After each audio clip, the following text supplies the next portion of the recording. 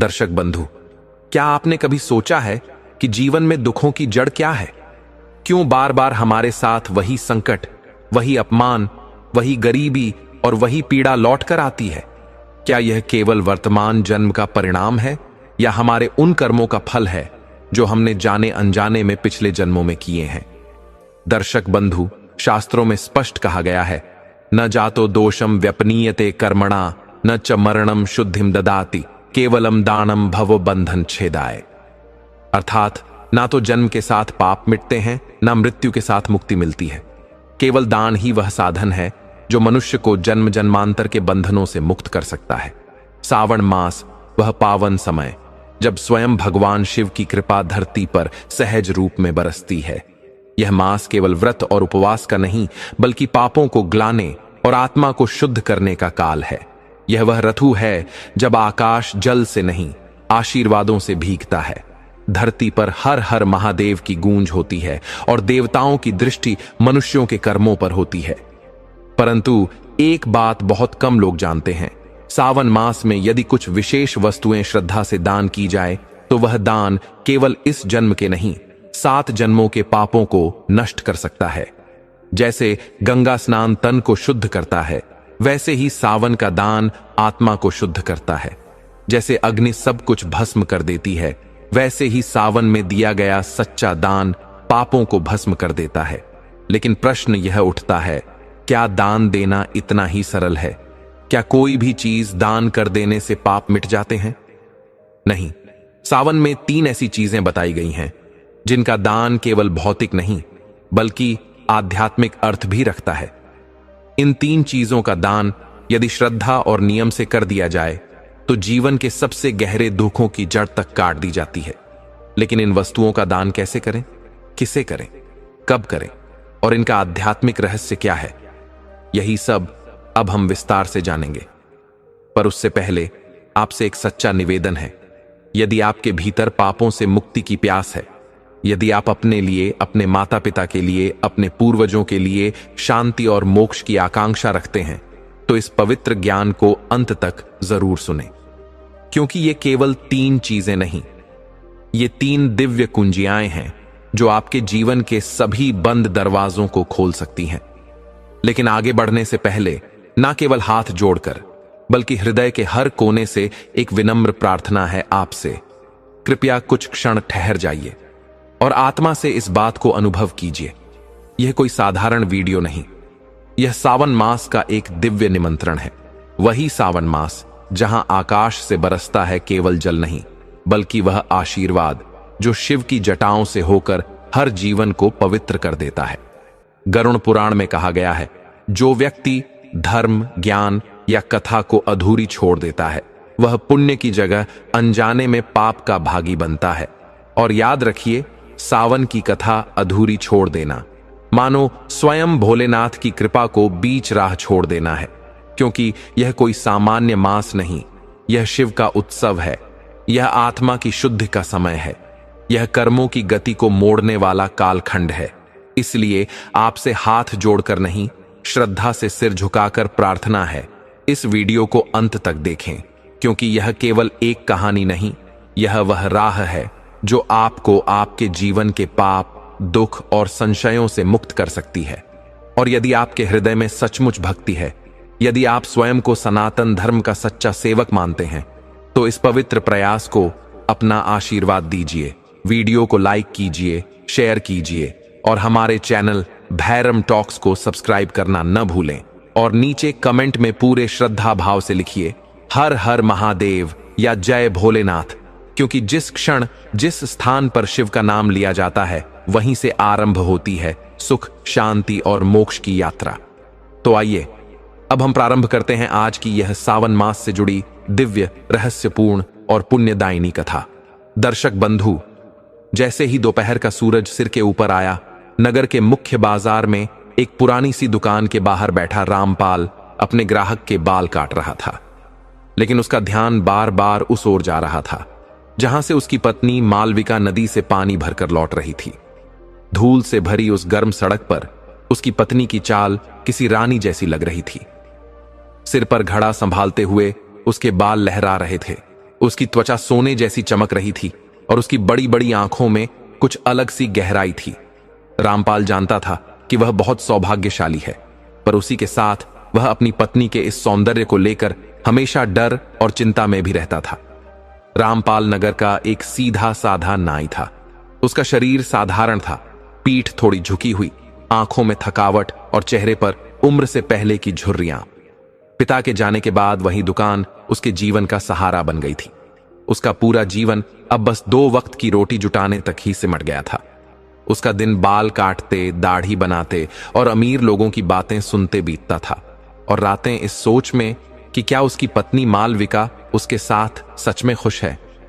मालविका, जो किसी रानी से कम नहीं लगती थी, आखिर क्यों एक गरीब नाई की पत्नी बनी?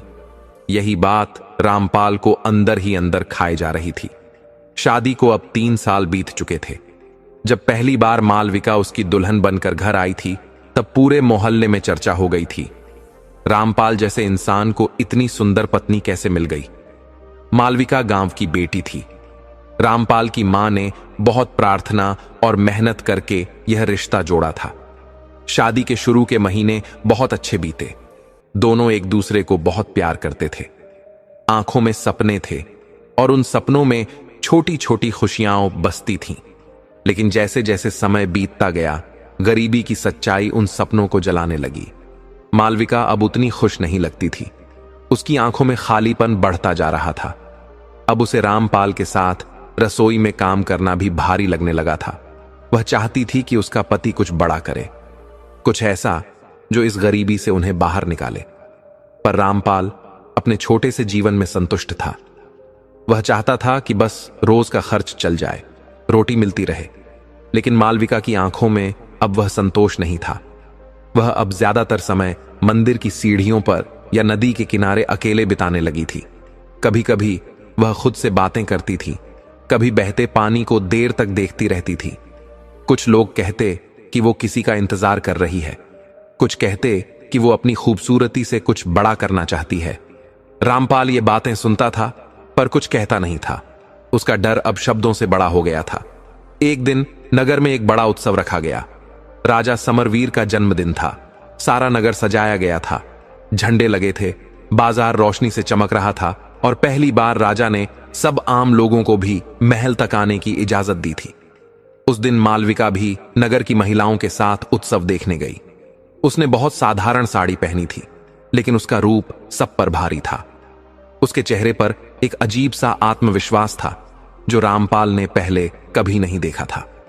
राजा समरवीर महल की बालकनी से लोगों को देख रहा था। वह जवान था, ताकतवर था, लेकिन अब उसका मन युद्ध से ज्यादा आराम और विलास में लगता था। भीड़ में जब उसकी नजर मालविका पर पड़ी तो समय जैसे रुक गया। उसने अपने मंत्री से पूछा, वह स्त्री कौन है? मंत्री ने कहा, राजन, वह नगर के नाई की पत्नी है, नाम है मालविका। राजा हल्के से मुस्कुराया और बोला, वाह, कितना सुंदर सौभाग्य है उस नाई का। लगता है अब उसके भाग्य में कुछ और बड़ा लिखा है। राजा ने उसी समय अपने सेवक से मालविका के लिए एक गुलाब भिजवाया। वह कोई साधारण फूल नहीं था, वह शाही गुलाब था जो आम जनता को नहीं मिलते। मालविका को जब गुलाब मिला और महल के सैनिक ने नम्रता से कहा, राजा साहब ने आपको यह भेंट स्वरूप भेजा है, तो वह कुछ पल के लिए चुप रह गई। उसके चेहरे पर एक धीमी मुस्कान आ गई। यह वही मुस्कान थी जो रामपाल ने महीनों से नहीं देखी थी। रामपाल भी उसी भीड़ में था। वह सब कुछ अपनी आंखों से देख रहा था। उसे समझ नहीं आ रहा था कि उसे शर्म आनी चाहिए या डर लगना चाहिए। रात को जब मालविका घर लौटी तो उसने रामपाल से कुछ नहीं कहा। वह चुपचाप बर्तन धोने लगी, फिर रोटियां सेकी, फिर उसने वह गुलाब तकिए के नीचे रख दिया जैसे कोई कीमती चीज छिपा ली हो। रामपाल ने सब देखा, पर वह कुछ नहीं बोला। वह बस अपने दांत भींच कर रह गया। उसके अंदर कुछ टूट रहा था, कुछ खिसक रहा था, लेकिन वह कुछ कर नहीं पाया। अगले दिन महल से एक आदेश आया। नाई रामपाल को राजमहल बुलाया गया था, राजा की दाढ़ी और बाल बनाने के लिए। यह अवसर रामपाल को पहली बार मिला था। उसका मन घबरा गया, लेकिन उसने खुद को संभाला और महल की ओर चल पड़ा। महल का वैभव देखकर वह चकित रह गया। दीवारें सोने की थीं, छतें चांदी की। हर कोने में एक अजीब सी रौनक थी। महल की हवाओं में एक अनजानी गूंज थी। रंग महल से हंसी की आवाजें आ रही थीं। राजा ने जब रामपाल को देखा तो मुस्कुराकर बोला, तो तू है मालविका का पति। रामपाल का दिल जोर से धड़कने लगा, उसके हाथ कांपने लगे। उसने सिर झुका लिया और धीरे से कहा, हां महाराज। राजा ने उसकी आंखों में देखा, डर, कमजोरी और आत्मविश्वास की कमी। फिर उसने कहा, तेरी किस्मत बहुत अच्छी है रामपाल, पर हो सकता है बहुत जल्द और भी अच्छी हो जाए। रामपाल को समझ नहीं आया यह कोई प्रस्ताव था या कोई चेतावनी। उस रात मालविका ने रामपाल से पूछा, राजा कैसे लगे? रामपाल चुप रहा, उसने कोई उत्तर नहीं दिया। मालविका ने फिर पूछा, क्या उन्होंने मेरा नाम लिया? रामपाल ने धीरे से सिर हिलाया, हां। मालविका मुस्कुरा दी, वही मुस्कान जो उसने गुलाब पाते समय दी थी। रामपाल समझ चुका था अब उसका जीवन वैसा नहीं रहेगा जैसा पहले था, पर वह अब भी आशा कर रहा था कि शायद यह सब सिर्फ एक भ्रम हो, एक सपना हो जो बीत जाएगा। लेकिन जब सपने सच होने लगते हैं तो डर भी असली हो जाता है, और अब रामपाल उसी डर की छाया में जी रहा था। उधर राजा की नजरें अब मालविका के हर कदम पर थीं। वह अब उसे केवल एक स्त्री नहीं, एक लक्ष्य की तरह देखने लगा था। खेल शुरू हो चुका था और हर मोहरा अपनी जगह ले रहा था। रामपाल के मन में डर था, संकोच था। जब राजा ने उसे बुलाया था, वह एक साधारण नाई था जो अपनी छोटी सी दुकान में मेहनत करता था। अब उसे उस राजमहल के गहरे कमरों में जाना पड़ा, जहां की दुनिया उससे बहुत दूर थी। महल की दीवारें सोने चांदी से सजी थीं। हर कोने में अजीब सी रोशनी थी जो रामपाल को डरा रही थी।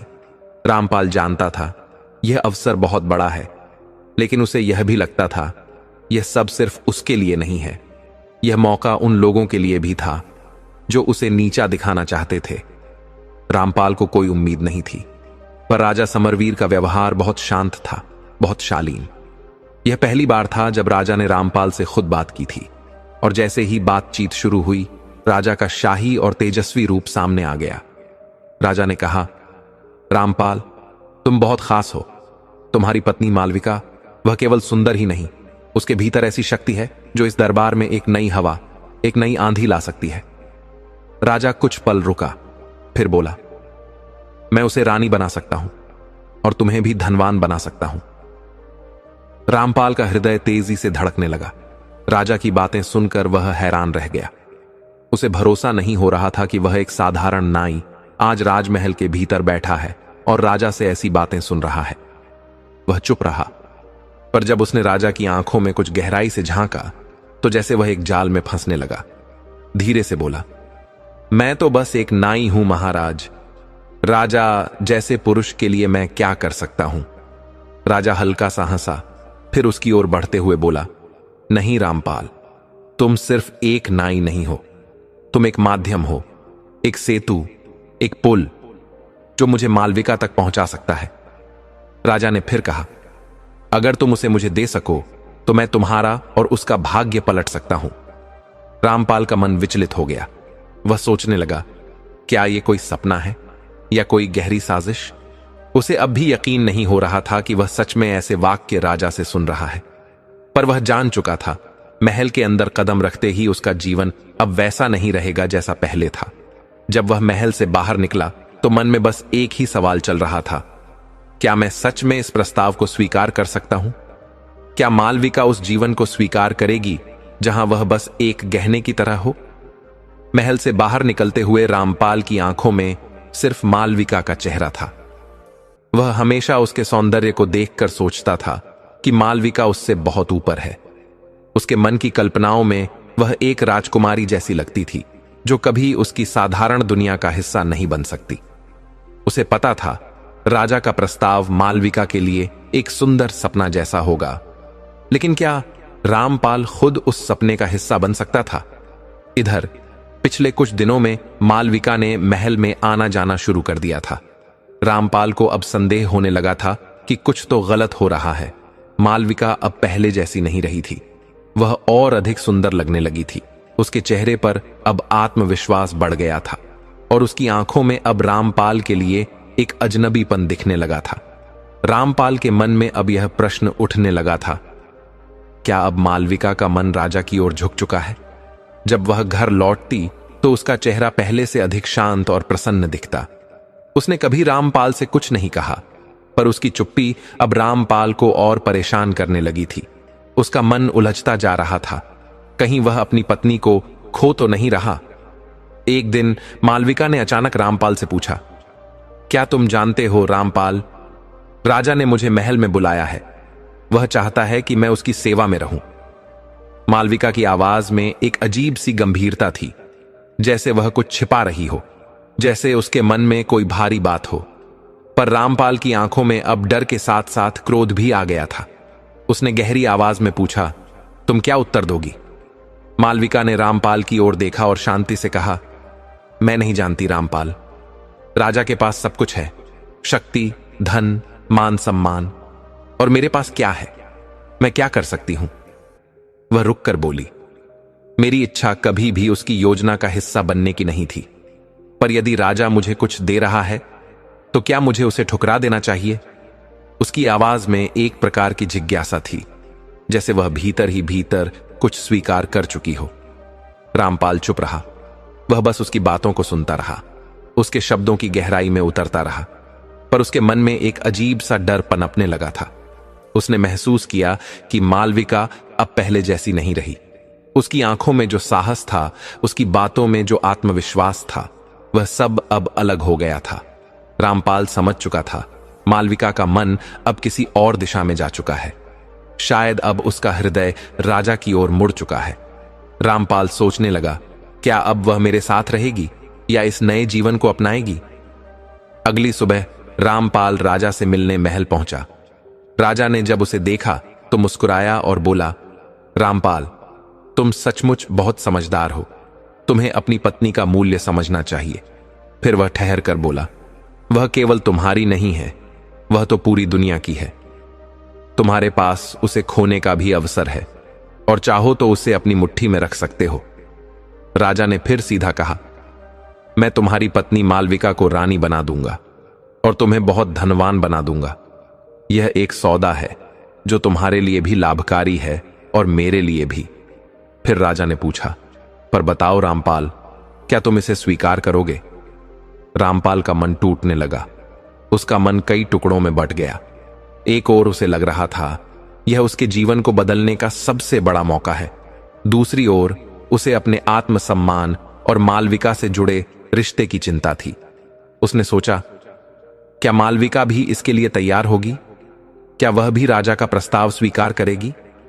यह प्रस्ताव केवल रामपाल के लिए नहीं था, यह तो मालविका के लिए एक नया रास्ता था जो उसे एक नई दुनिया में ले जा सकता था। पर रामपाल के मन में अब भी एक खालीपन था, एक पीड़ा जो उसे भीतर ही भीतर खा रही थी। धीरे से सिर झुकाकर उसने कहा, मुझे सोचने के लिए थोड़ा समय चाहिए। राजा ने मुस्कुराकर कहा, ठीक है रामपाल, सोच लो, मैं प्रतीक्षा करूंगा। फिर महल के भारी द्वार धीरे से बंद हो गए और रामपाल वहां से बाहर निकल आया। उसकी आंखों में अब भी डर और संकोच था। अब उसके सामने जीवन का सबसे बड़ा निर्णय खड़ा था। क्या वह इस प्रस्ताव को स्वीकार करेगा? और अगर उसने किया तो क्या मालविका उसका साथ देगी? इसका उत्तर अब केवल समय ही दे सकता था। रामपाल के मन में एक अजीब सी उलझन थी। राजा का प्रस्ताव मालविका के लिए किसी सपने जैसा था, और अब वह खुद भी समझ रहा था कि अगर यह सपना सच हो गया तो उनका जीवन बदल सकता है। पर जैसे जैसे समय बीतता गया, रामपाल के मन में एक गंदा विचार उठने लगा। उसने सोचा, अगर मालविका राजा के पास जाना चाहती है तो क्या मैं उसका कोई लाभ नहीं उठा सकता? वह मेरी पत्नी है। अगर राजा उसे चाहता है तो क्यों ना मैं उसे दे दूं और बदले में कुछ पाकर अपना जीवन संवार लूं। अब रामपाल का मन पूरी तरह बदल चुका था। जिस डर और संकोच से उसकी आंखें भरी रहती थीं, अब वही भाव धीरे धीरे कृतज्ञता और स्वीकृति में बदलने लगे थे। अब उसे समझ में आ रहा था, राजा का यह प्रस्ताव कोई सामान्य बात नहीं थी। यह एक दुर्लभ अवसर था और वह इसे किसी भी हालत में खोना नहीं चाहता था। अब वह अपनी पत्नी मालविका को केवल सौंदर्य और प्रेम की दृष्टि से नहीं देखता था, बल्कि उसे एक माध्यम मानने लगा था जिसके द्वारा वह खुद को धन और सम्मान की ओर ले जा सके। मालविका अब पूरी तरह बदल चुकी थी। पहले जो एक साधारण और शांत स्त्री थी, अब वह महल के भीतर रानी जैसी चाल और आभा में जीने लगी थी। राजा का आकर्षण, महल की भव्यता और उस स्थान का वैभव, इन सब ने मालविका को एक नई चेतना और गर्व दे दिया था। अब वह राजा के आदेशों को श्रद्धा से स्वीकार करती थी और महल में उसकी स्थिति भी हर दिन और ऊंची होती जा रही थी। राजा का झुकाव मालविका की ओर कभी कम नहीं हुआ, बल्कि अब तो वह उसे रानी का आदर देने लगा था। मालविका अब महल की एक सम्मानित और शक्तिशाली स्त्री बन चुकी थी और रामपाल की दुनिया उससे अब बहुत दूर हो गई थी। रामपाल के मन में अब यह विचार आने लगा, अगर मालविका राजा के पास चली गई तो इसमें कोई बुराई नहीं है। यह तो मेरे लिए अपना स्थान और सम्मान बढ़ाने का एक दिव्य अवसर है। वह सोचता था, मालविका को महल में कुछ काम नहीं करना होगा, वह बस राजा के पास रहेगी और मैं भी धीरे धीरे इस शक्ति और वैभव में स्थान पा सकूंगा। लेकिन जब मालविका ने रानी जैसा जीवन जीना शुरू किया तो उसकी आंखों में रामपाल के लिए तिरस्कार आने लगा।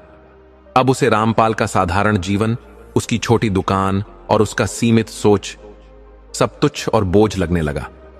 रामपाल अब उसके लिए एक ऐसा पृष्ठ बन गया था जिसे वह पलटना तो चाहती थी पर भूल नहीं पा रही थी। वह अब खुद को उस स्थान पर देखती थी जहां राजा का वैभव, उसका राजसी जीवन और उसका साम्राज्य ही उसकी दुनिया बन चुका था। रामपाल के पास अब ऐसा कुछ नहीं था जो उसके मन को संतुष्ट कर सके।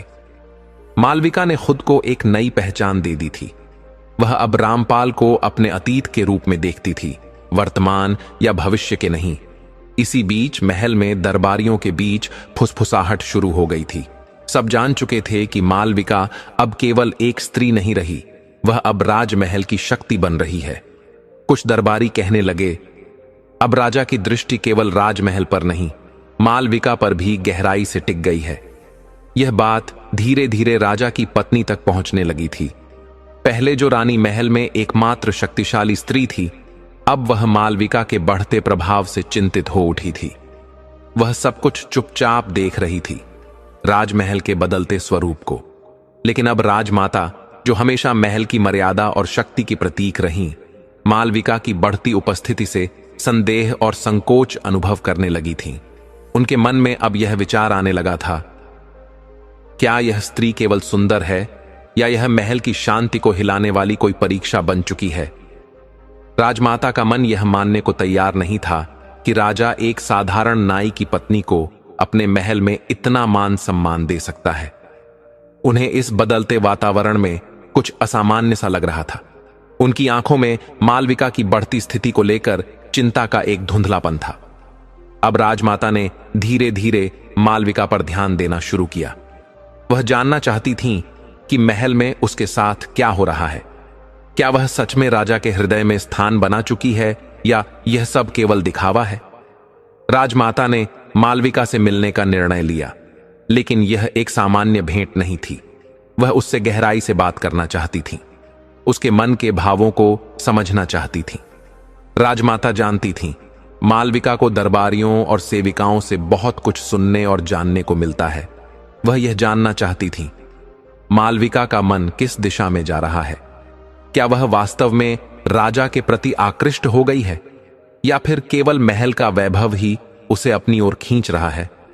मालविका को यह सब आभास हो गया था। उसे समझ आ गया था कि राजमाता के मन में संदेह है।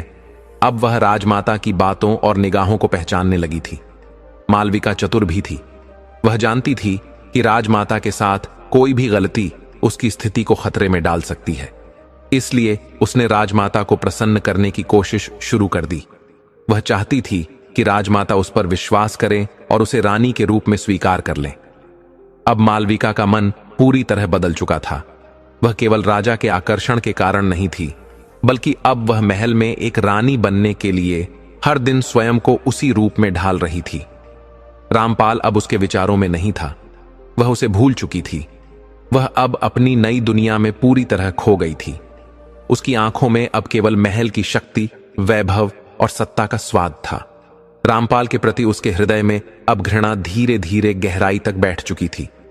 महल के भीतर अब एक नई हलचल थी। इस हलचल का केंद्र अब मालविका बन गई थी। राजा, जो पहले केवल उसकी सुंदरता से आकर्षित था, अब पूरी तरह उसके प्रेम और मोह में डूब चुका था। मालविका की स्थिति अब हर दिन और मजबूत होती जा रही थी। राजा ने अपने मंत्रियों और दरबारियों के सामने यह बात भी कह दी थी कि वह अब मालविका को विधिवत रानी बनाना चाहता है। महल में अब कोई चुप नहीं था। हर किसी को समझ आने लगा था कि राजा का हृदय अब पूरी तरह से मालविका के लिए समर्पित हो चुका है। इस बदलाव के बावजूद राजमाता और मंत्री सत्यकेतु राजा के इस निर्णय से सहमत नहीं थे। वे राजा से मिलने आए। उन्होंने विनम्रता से समझाने का प्रयास किया, पर राजा के मन में मालविका के लिए जो भाव बन चुके थे, वे अब इतने गहरे और स्थिर हो चुके थे कि वह किसी की बात सुनने को तैयार नहीं था। एक दिन मंत्री सत्यकेतु ने राजा से कहा, महाराज, जो कुछ हो रहा है वह साधारण नहीं है। मालविका की साधारण पृष्ठभूमि और उसका संबंध एक नाई रामपाल से यह महल की मर्यादा को धीरे धीरे तोड़ सकता है। उन्होंने विनम्र स्वर में कहा, यदि आप उसे रानी बना देंगे तो यह महल के भीतर दरारें डाल देगा। लोग प्रश्न उठाएंगे। लोग यह कहने में देर नहीं करेंगे कि राजा ने एक नाई की पत्नी को अपने हृदय और सिंहासन दोनों में स्थान दे दिया। राजमाता, जो सदैव महल की परंपरा और धर्म की रक्षा करती आई थीं, अब इस विषय में अत्यंत दुखी थीं। उन्होंने कई बार राजा को धैर्यपूर्वक समझाने का प्रयास किया। उन्होंने कहा, महाराज, आप एक रानी की शाही मर्यादा को नष्ट कर रहे हैं। मालविका के पीछे कोई गहरा छल भी हो सकता है। आपको सावधान रहना चाहिए। परंतु राजा अब हृदय से पूरी तरह मोह में डूब चुके थे। उन्होंने इन चेतावनियों को अनसुना कर दिया और मालविका को रानी बनाने की तैयारियां शुरू कर दी। इस बीच मालविका, जो अब महल में एक सम्मानित और शक्तिशाली स्थान पर थी, अपने मन के भीतर की बेचैनी और घुटन को छिपा नहीं पा रही थी। राजा का प्रेम और महल का वैभव दोनों मिलकर उसे किसी और ही दिशा में खींच रहे थे। वह जानती थी कि अब वह रानी बनने जा रही है, लेकिन उसका अंतर्मन कुछ और कह रहा था। उसके भीतर एक ऐसी हलचल चल रही थी जो उसे भीतर ही भीतर विचलित कर रही थी। और तभी उसने रामपाल से मिलने का निर्णय लिया। यह कोई साधारण भेंट नहीं थी, यह एक नीतिपूर्ण चाल थी। मालविका जानती थी, यदि उसे राजमहल में स्थायी रूप से स्थान चाहिए तो उसे रामपाल को इस खेल में सम्मिलित करना होगा। वह जानती थी, राजा से उसका रिश्ता तब तक पूर्ण नहीं होगा जब तक रामपाल उसके अतीत से जुड़ा रहेगा। इसलिए उसने रामपाल को गुप्त रूप से महल में बुलाया। परंतु उसका यह कदम राजमाता और मंत्री सत्यकेतु के लिए नई चिंता का कारण बन सकता था, क्योंकि एक साधारण व्यक्ति का इस प्रकार गुप्त रूप से महल में प्रवेश करना राजनीति और व्यवस्था को कमजोर कर सकता था। मालविका इस मुलाकात से सिर्फ पुरानी बातों को नहीं ताजा करना चाहती थी, बल्कि रामपाल को यह बताना चाहती थी कि वह अब कितनी दूर जा चुकी है। वह चाहती थी रामपाल उसकी सहायता करे ताकि वह महल में अपनी स्थिति को और अधिक मजबूत बना सके। वह जानती थी, यदि राजा ने उसे विधिवत रानी बना दिया तो उसकी शक्ति और अधिकार दोनों बढ़ जाएंगे। लेकिन अब मालविका का मन यह भी अनुभव कर रहा था कि इस सारी शक्ति और वैभव के साथ कुछ तो गलत हो रहा है। उसका अंतर्मन कुछ कह रहा था जो उसे शांति नहीं लेने दे रहा था। रामपाल को बुलाना, उसकी सहायता लेना, यह सब उस चाल का हिस्सा था जिसे अब मालविका अपने अस्तित्व की रक्षा के लिए खेल रही थी। रामपाल, जो पहले अपनी पत्नी की इच्छाओं और उसके महत्व को समझ नहीं पाता था, अब सब कुछ एक नए रूप में देखने लगा था। अब वह मालविका की हर बात को समझने लगा था। उसके भीतर अब कुछ बदलने लगा था। उसे यह भी समझ आ गया था कि मालविका के बिना उसका जीवन अधूरा है। और जब मालविका रानी बनने की ओर बढ़ रही थी, तब उसके पास भी एक अवसर था अपने जीवन को एक नई दिशा देने का। अब रामपाल के मन में अपनी पहचान और अपने महत्व का भाव गहराने लगा था। मालविका ने जब रामपाल से चुपचाप मुलाकात की तो एक बार फिर उसे महल के भीतर अपने साथ चलने के लिए कहा। लेकिन इस बार रामपाल के मन में कोई संकोच नहीं था। अब वह जानता था, मालविका के साथ उसका रिश्ता पहले जैसा स्थिर नहीं रहेगा। महल में उसकी भूमिका अब कुछ और होगी। रामपाल ने यह भी समझ लिया था, मालविका को केवल राजा की शक्ति नहीं चाहिए, बल्कि उसका हृदय भी चाहिए। और यदि रामपाल को उसके साथ रहना है तो उसे अपनी ईर्ष्या और क्रोध को छोड़ना होगा। उसे महल के भीतर अपने लिए एक नई जगह बनानी होगी, शांति, धैर्य और विवेक के साथ। इधर राजमाता और मंत्री सत्यकेतु की चिंताएं और बढ़ गई थीं। वे अब स्पष्ट देख रहे थे कि महल का पुराना संतुलन टूट चुका है। राजमाता को पूरा विश्वास हो चला था, मालविका का महल में आना महल की आत्मा के लिए एक खतरा बन सकता है। लेकिन राजा की आंखों में अब मालविका के लिए ऐसा मोह और आकर्षण था कि वह किसी और की बात सुनने को तैयार ही नहीं था। महल में बाहर से तो एक शांति थी, पर अंदर ही अंदर एक अग्नि सुलग रही थी जो कभी भी भड़क सकती थी। मालविका, जो पहले एक साधारण नाई की पत्नी थी, अब रानी बनने की ओर बढ़ रही थी। पर उसका मार्ग सरल नहीं था। दरबारियों, सैनिकों, यहां तक कि राजा के अपने विश्वास पात्रों ने भी मालविका को लेकर शंका और द्वेष की चुपचाप दीवारें खड़ी कर दी थीं। मालविका की योजना स्पष्ट थी। वह जो भी उसके निकट आया उसका विश्वास जीतने की कोशिश करती। वह अपने वचनों, व्यवहार और चालाकी से लोगों को अपने पक्ष में कर लेती। सैनिकों, मंत्रियों, दरबारियों में कई लोग अब उसके इशारों पर चलने लगे थे। महल के हर कोने से अब उसके पक्ष में आवाजें उठने लगी थीं। जैसे जैसे वह शाही अधिकारों के समीप जा रही थी, उसकी शक्ति और चतुराई भी बढ़ रही थी। लेकिन उसके मन में अब राजा के विरुद्ध एक नई दिशा जन्म ले रही थी।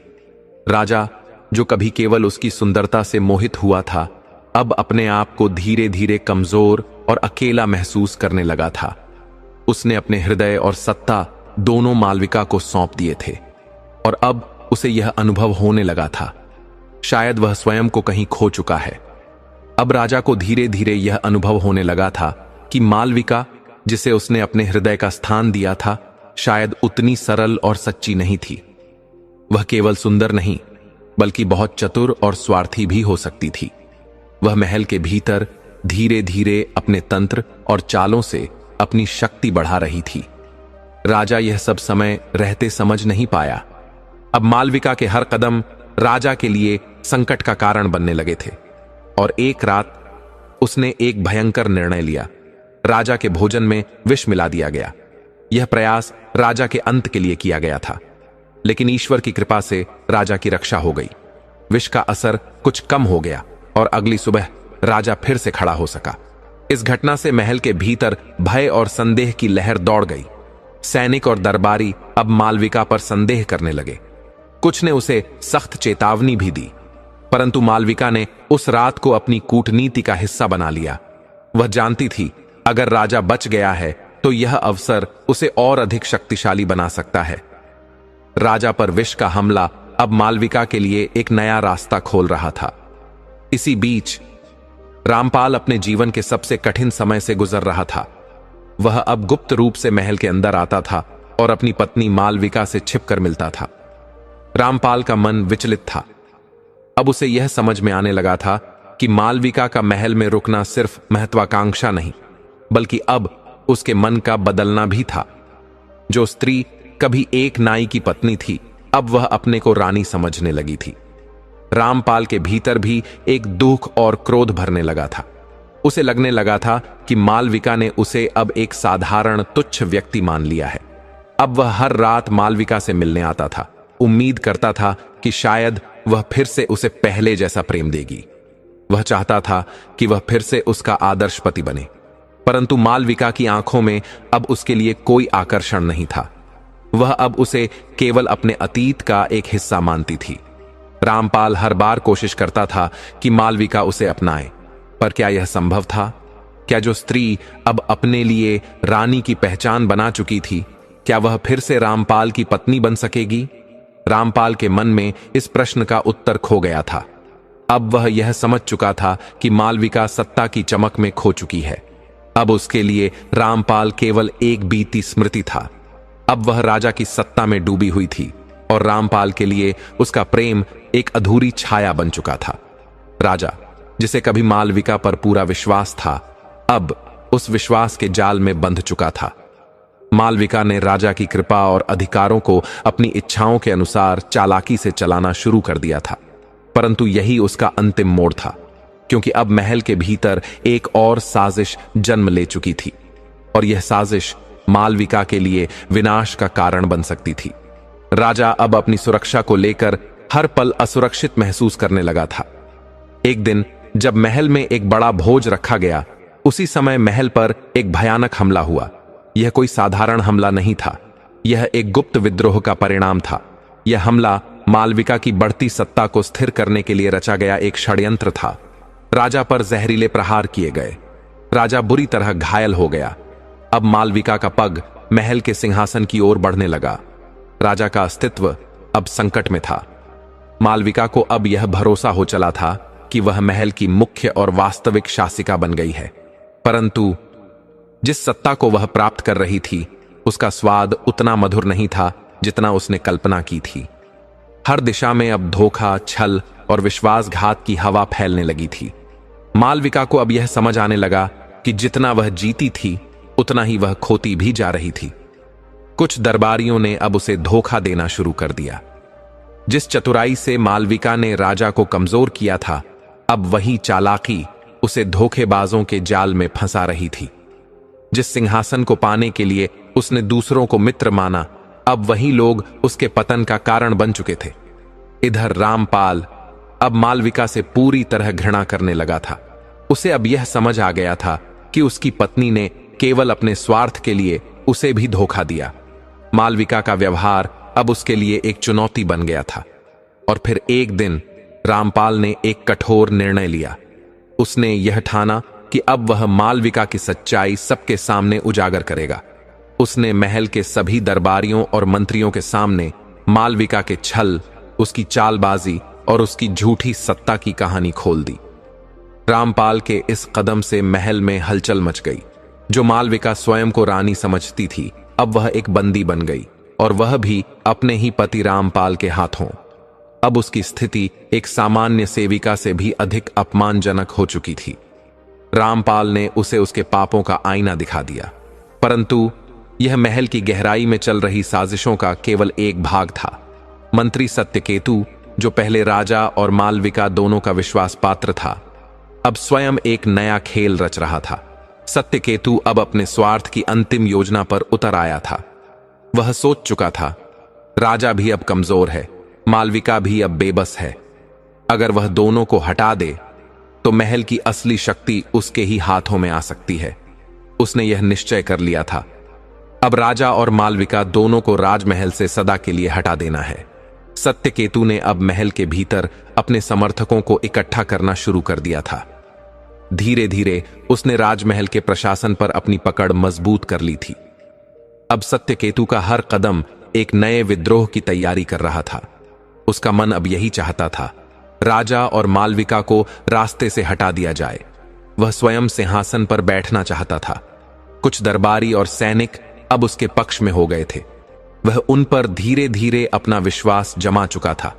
अब सत्यकेतु केवल सत्ता की ओर बढ़ रहा था। उसके लिए राजा और मालविका अब केवल एक माध्यम रह गए थे, जिसे वह इस्तेमाल कर रहा था। राजमहल की दीवारें अब नए सुरों में गूंजने लगी थीं, पर यह राग प्रेम या भक्ति का नहीं, बल्कि लोभ और सत्ता की भूख का था। मालविका अब केवल राजा की प्रिय या पत्नी नहीं रही थी, वह स्वयं सिंहासन पर बैठने लगी थी। उसके हाथों में अब शासन के मोहरे थे, और उसकी आंखों में अब तेज नहीं, अहंकार की आग थी। कभी जिन दरबारियों ने उसे देखकर सिर झुका लिया था, अब वहीं उसकी आज्ञा की प्रतीक्षा करते थे। राजा, जो कभी वीरता और मर्यादा का प्रतीक था, अब बीमार और भ्रमित दिखता था। उसका शरीर थक गया था और उसका मन अब भी मालविका के मोह में बंधा था। मालविका ने शासन की चाबियां अब अपने पास कर ली थीं। इधर रामपाल अब भी महल के किसी कोने में जीवित था। वह अब परछाई बन गया था। उसे अब मालविका से कोई प्रेम नहीं था, पर उसके भीतर अब क्रोध नहीं, बल्कि आत्मसम्मान जाग चुका था। सत्यकेतु, जो वर्षों से सबसे चतुर माना जाता था, अब चुपचाप बैठा अपनी चालें बिछा रहा था। वह देख रहा था मालविका की महत्वाकांक्षा और राजा की कमजोरी। उसने कुछ पुराने विश्वास पात्रों को बुलाया। धीरे धीरे उनके कानों में विष घोलना शुरू कर दिया। वह कहता, क्या तुम चाहते हो कि एक नर्तकी हम पर राज्य करे? कभी वह एक नाई की पत्नी थी और आज हमारे सिर पर बैठी है। राजा अब नहीं बचेगा, क्या राज्य भी ना बचे? मालविका को इन साजिशों की खबर लगती रही, पर वह उन्हें हंसकर टाल देती। उसे लगता था जिस शरीर से उसने सबको मोहित किया उसी से वह अपराज रह पाएगी, पर वह यह भूल चुकी थी अब रामपाल बदल चुका था। एक रात रामपाल चुपचाप दरबार के एक गुप्त कक्ष में गया। वहां कुछ पुराने दस्तावेज छिपे थे।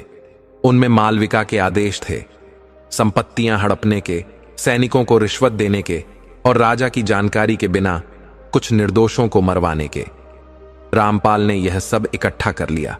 उसने गवाह भी जुटाए, वही लोग जिन्हें कभी मालविका ने अपने शरीर और सौंदर्य से बांध लिया था, पर अब वे उससे मुख मोड़ चुके थे। सत्यकेतु भी मालविका को गिराना चाहता था, पर उसका उद्देश्य कुछ और था। वह स्वयं राजा बनना चाहता था। आखिर वह दिन भी आ गया जब दरबार बुलाया गया। सभी दरबारी, सैनिक और प्रजा को आमंत्रित किया गया। अब निर्णय का समय आ चुका था। रामपाल ने राजा के सामने वह सब रख दिया जो अब तक छिपा हुआ था, दस्तावेज, गवाह और स्पष्ट प्रमाण। मालविका की आंखें जल उठीं। वह चीख पड़ी, यह सब झूठ है, रामपाल बदला ले रहा है। लेकिन अब दरबार उसके मोह में नहीं फंसा। अब कोई आकर्षण काम नहीं कर रहा था। मंत्री सत्यकेतु ने वही अंतिम वार किया जिसकी सब प्रतीक्षा कर रहे थे। वह बोला, राजा अब निर्णय नहीं कर सकते, पर राज्य का निर्णय अब से न्याय करेगा। दरबार में मालविका पर मुकदमा चला। राजा मौन थे। वे बैठे थे पर बेजान। उनके भीतर कोई संकल्प नहीं बचा था। अब सब कुछ सत्यकेतु के हाथ में था। रामपाल एक सच्चे गवाह की तरह बिना भय और बिना मोह के खड़ा था। आखिरकार निर्णय आया। मालविका दोषी पाई गई। राजद्रोह, व्यभिचार और सत्ता के दुरुपयोग के लिए उसे फांसी की सजा सुनाई गई। वह दिन पूरे नगर ने देखा। मालविका को बांधकर ले जाया गया, लेकिन वह रोई नहीं, वह चीखी नहीं। उसकी आंखों में डर नहीं था, बल्कि एक अजीब सी वीरान घृणा थी। शायद स्वयं के लिए, उस जीवन के लिए, और शायद रामपाल के लिए भी। रामपाल भीड़ में खड़ा था। उसकी आंखें नम थीं, पर चेहरे पर कोई पछतावा नहीं था। वह जानता था यह केवल प्रेम या प्रतिशोध की कहानी नहीं थी। यह कहानी थी आत्मसम्मान की। एक ऐसे मनुष्य की कहानी जो टूट गया था लेकिन फिर खड़ा हुआ। अब राजा भी टूट चुके थे। कुछ ही दिनों में वे बिस्तर पकड़ चुके थे, और यही वह समय था जब सत्यकेतु ने स्वयं को राज्य का अंतरिम शासक घोषित कर दिया। कोई विद्रोह नहीं हुआ, क्योंकि राज्य अब थक चुका था। अब उसे किसी की मजबूत मुट्ठी चाहिए थी। रामपाल वापस लौट आया, उन्हीं गलियों में जहां से सब शुरू हुआ था। अब वह न नाई था न राजा, पर अब वह अपने आप को देख सकता था और मुस्कुरा सकता था। नगर वहीं था, पर अब सब कुछ बदल चुका था। यह कहानी हमें मानव की कमजोरियों और आत्मबल की गहराई से परिचित कराती है। मोह, वासना, हीनता और सत्ता की लालसा, जब ये सब मिलते हैं तो एक सीधा साधा जीवन भी विनाश की ओर चला जाता है। रामपाल की हीनता, मालविका की लालसा, राजा की कमजोरी और सत्यकेतु की चालाकी, सभी अपने अपने हिस्से के दोषी हैं। परंतु अंत में केवल एक ही चीज बचती है, स्वाभिमान। यही इस कथा का अंतिम संदेश है। बाहरी पहचान बदल सकती है, सत्ता जा सकती है, प्रेम भी टूट सकता है, लेकिन स्वाभिमान यदि बचा रहे तो मनुष्य फिर से खड़ा हो सकता है। दर्शक बंधु, यह कथा अभी यहीं खत्म नहीं होती। अभी हम ये भी जानेंगे कि आखिर जो मनुष्य सावन मास में ये 3 चीजें दान करते हैं, उनके जन्मों के पाप मिट जाते हैं। दर्शक बंधु, सावन मास एक ऐसा पावन समय जब आकाश से गिरती हर बूंद मानो शिव का आशीर्वाद बन जाती है। जब धरती भीगती है तो केवल मिट्टी नहीं भीगती, मन भी भीगता है, आत्मा भी तरबतर हो जाती है और भक्त का हृदय शिव के चरणों में झुक जाता है। यह केवल एक ऋतु नहीं, यह तप, त्याग, संयम और भक्ति का महीना है। और इसी सावन मास में कुछ विशेष कर्म ऐसे माने गए हैं जो अगर श्रद्धा से कर दिए जाएं तो जन्म जन्मांतर के पाप तक मिट जाते हैं। सदियों से हमारे ऋषियों, तपस्वियों और संतों ने कहा है कि सावन के महीने में किया गया पुण्य साधारण नहीं होता, यह सीधे शिव के द्वार तक पहुंचता है। लेकिन क्या आप जानते हैं कि केवल व्रत रखने या जल चढ़ाने से ही नहीं, बल्कि कुछ विशेष वस्तुओं के दान से आत्मा को शुद्धि मिलती है और उन जन्मों के पाप भी धुल जाते हैं जिनका बोझ हमें बार बार जन्म लेने पर विवश करता है। यह बात केवल कथा या विश्वास नहीं, बल्कि हमारे शास्त्रों और पुराणों में वर्णित एक गूढ़ सत्य है। सावन मास में पहली चीज जो दान करनी चाहिए, तांबे का पात्र। दर्शक बंधु, सावन मास में जब बादल घिरते हैं, जब आकाश में बिजली चमकती है और बूंदें धरती पर पड़ती हैं, तब ऐसा लगता है मानो स्वर्ग से कोई दिव्य अमृत वर्षा कर रहा हो। इस समय किया गया प्रत्येक कार्य, चाहे वह पूजा हो, व्रत हो या दान, उसका प्रभाव कई गुना बढ़ जाता है। और इस पवित्र समय में जो सबसे पहली चीज दान की जाती है वह है तांबे का पात्र। लेकिन यह केवल एक धातु का पात्र नहीं होता, यह एक प्रतीक है। यह हमारे भीतर छुपे हुए अज्ञान, घमंड और दंभ के जल को बाहर निकालने का माध्यम है। तांबा हमारे ऋषियों द्वारा अत्यंत पवित्र धातु माना गया है। यह न केवल शुद्ध जल को धारण करने की क्षमता रखता है, बल्कि आत्मा को शुद्ध करने का सामर्थ्य भी। क्या आप जानते हैं कि जब शिवलिंग पर जल चढ़ाया जाता है तो अधिकांश श्रद्धालु तांबे के लोटे का ही प्रयोग करते हैं? इसका कारण सिर्फ परंपरा नहीं है, इसके पीछे एक अत्यंत गूढ़ आध्यात्मिक रहस्य छुपा है। तांबा अग्नि तत्व का प्रतिनिधित्व करता है और अग्नि वह शक्ति है जो हर अशुद्ध को भस्म कर सकती है। जब कोई व्यक्ति तांबे के पात्र को दान करता है तो वह अपने भीतर की उसी अग्नि को पुकारता है जो उसके संचित पापों को, उसके जन्म जन्मांतर के दोषों को जला सके। यह पात्र उस क्रोध का, उस मोह का, उस अहंकार का प्रतीक बन जाता है जिसे हम वर्षों से अपने भीतर छुपाए बैठे हैं। कैसे करें तांबे का दान? सावन में सावन के पहले सोमवार की सुबह, जब ब्रह्म मुहूर्त का समय हो और वातावरण में पूर्ण शांति हो, तब एक तांबे का लोटा लेकर उसमें शुद्ध जल भरकर शिवलिंग का अभिषेक कीजिए और फिर वह तांबे का पात्र किसी योग्य ब्राह्मण, तपस्वी, साधु या जरूरतमंद को दान कर दीजिए। लेकिन ध्यान रहे, दान करते समय मन में किसी प्रकार का अभिमान ना हो। न यह सोचे कि आपने कोई बड़ा कार्य किया है, बल्कि यह भाव रखिए कि आपने अपने अपराधों का हल्का सा प्रायश्चित किया है। कुछ लोग सोचते हैं कि तांबे का पात्र तो एक सामान्य वस्तु है, इसमें ऐसा क्या चमत्कार? परंतु जो व्यक्ति इसे श्रद्धा से देता है, उसके लिए यह केवल धातु नहीं रहता, वह पात्र उसका आत्म प्रकाश बन जाता है।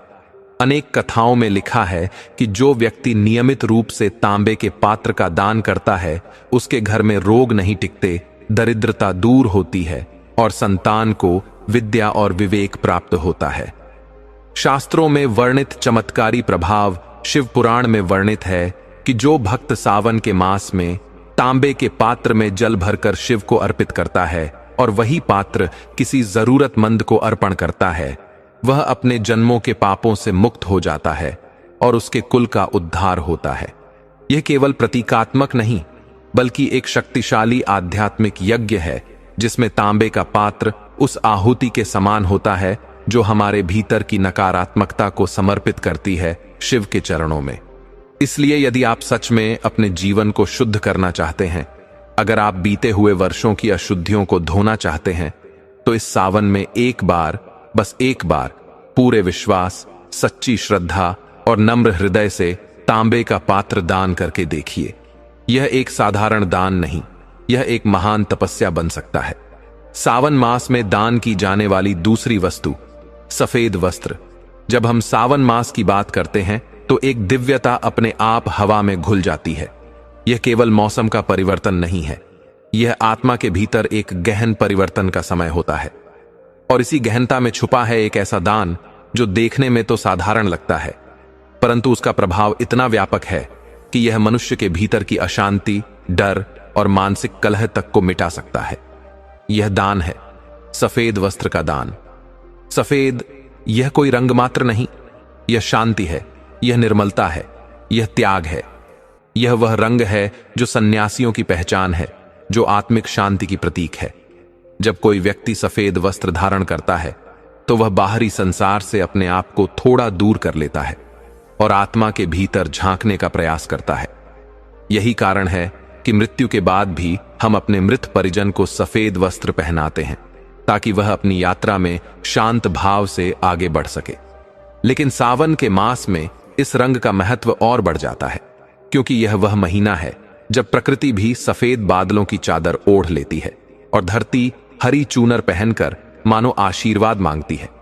इस समय अगर आप किसी को सफेद वस्त्र दान करते हैं, खासकर किसी वृद्ध, सन्यासी, निर्धन स्त्री या किसी निराश्रित को, तो यह केवल तन का आवरण नहीं बनता, यह आत्मा की सुकून बन जाता है।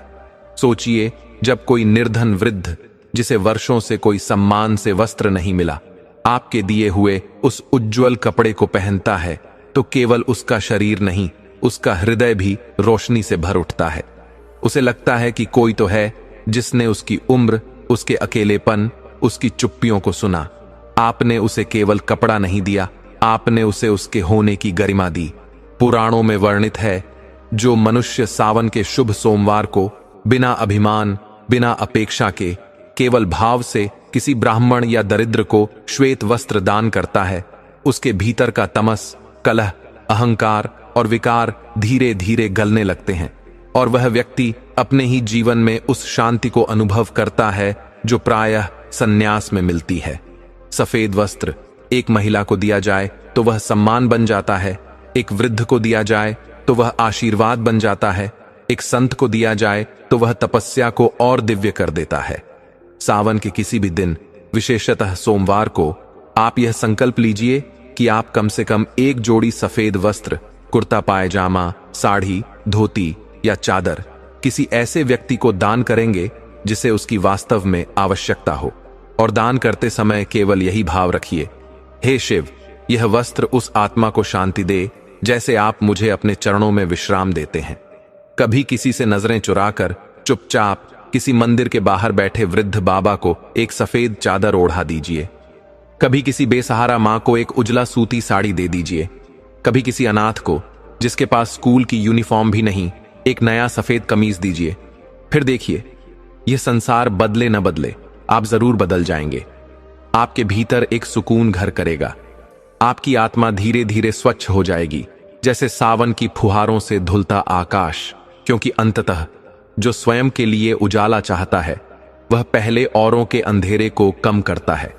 और यह सफेद वस्त्र यही उजाला है, यह वही करुणा है जो शिव के हृदय से निकलकर आपके हाथों में आई है, ताकि आप उसे किसी और की पीड़ा को ढकने में लगा सकें।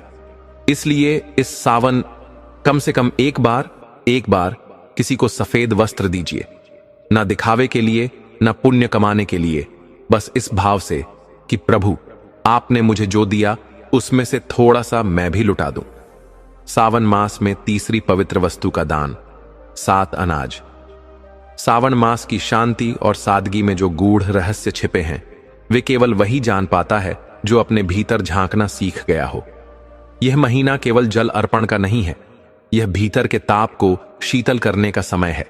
यह व्रत और उपवास का नहीं, बल्कि उन भूखों की पीड़ा समझने का समय है जो जीवन भर बिना कहे सहते रहे। और इसीलिए सावन मास में 7 अनाजों का दान किया जाना अत्यंत पुण्यकारी माना गया है। 7 अनाज, गेहूं, चावल, चना, मूंग, उड़द, मसूर और जौ, ये केवल अन्न नहीं है, ये सप्तराशियों की कृपा के प्रतीक हैं। ये वे धान्य हैं जो हर युग में मानव को जीवन देते आए हैं, शरीर को पोषण और आत्मा को तृप्ति देते आए हैं।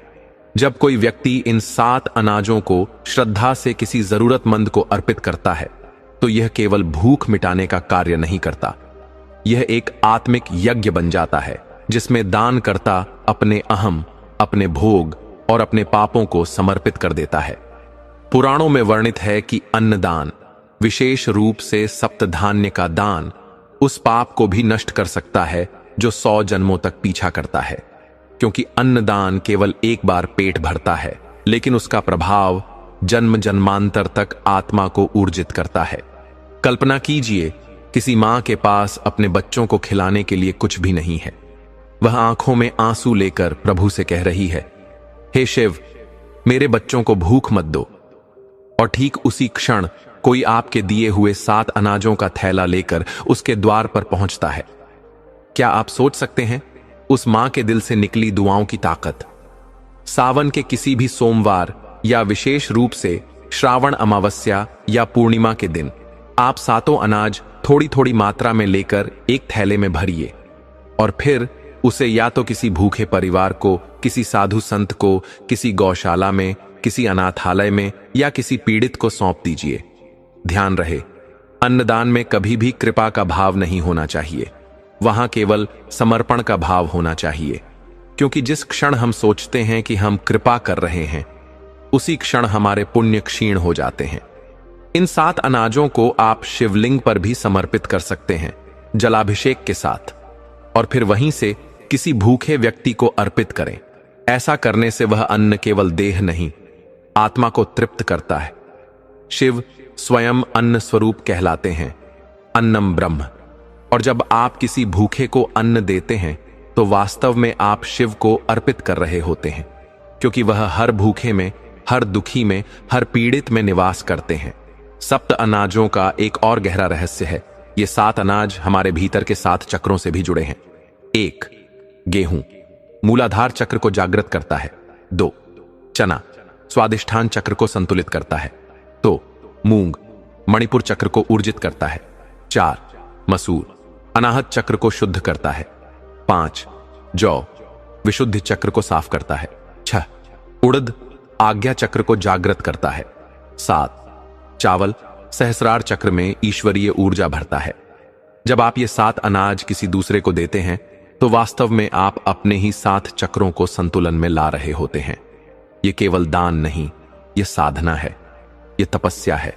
और अगर किसी के जीवन में बार बार विघ्न आ रहे हैं, बार बार असफलता मिल रही है, स्वास्थ्य ठीक नहीं, संतान की चिंता है, घर में कलह है, तो वह हर सोमवार को ये 7 अनाज किसी योग्य व्यक्ति को दान करे और यह प्रयोग पूरे सावन मास तक करे, 4 सोमवार।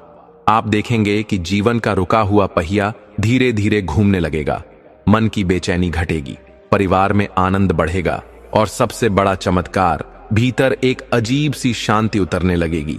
क्योंकि जब आप किसी भूखे की थाली में दाना डालते हैं तो वह थाली नहीं, उसका आशीर्वाद आपकी आत्मा को भर देता है। तो इस सावन 7 अनाजों की गठरी अपने हाथों में उठाइए, न बड़े बड़े थैले, न भारी बोझ, बस थोड़ा थोड़ा पर श्रद्धा से भरा किसी एक भूखे तक पहुंचाइए और देखिए कैसे आपके पाप उसी क्षण आंखों से आंसू बनकर बह जाते हैं।